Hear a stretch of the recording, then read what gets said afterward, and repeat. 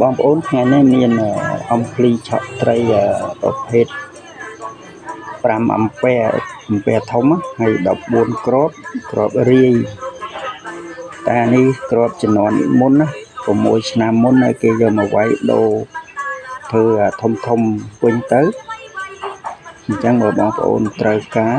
តម្លៃទុនទេប្រភេទនេះទឹកជ្រៅត្រឹមកហើយបឺតឡើងហើយលាន់ស្នូ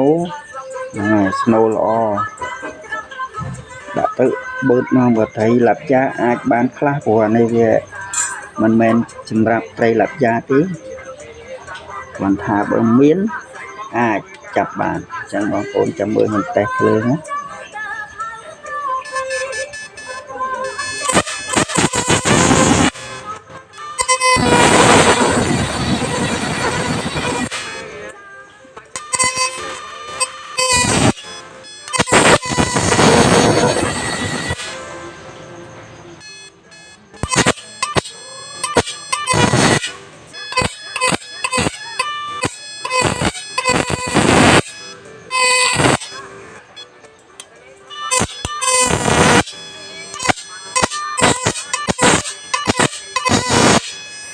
បញ្ជាក់បងប្អូនអាហ្នឹងអត់សូវស៊ីភ្លើងណា